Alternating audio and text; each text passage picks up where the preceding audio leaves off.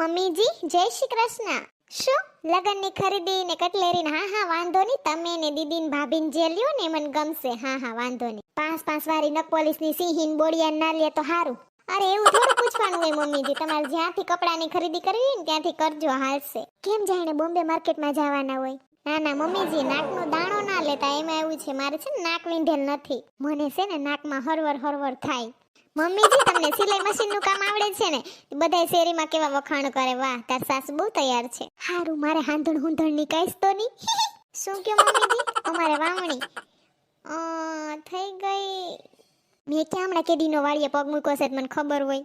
હા કદાચ થઈ ગઈ છે. નાના પિંક કલરના બી વાવવાનું કહેતા હતા. એને કપાસિયા સોયપા કહેવાય, મૂર્ખી ની. પિંક કલરના બી વાળી.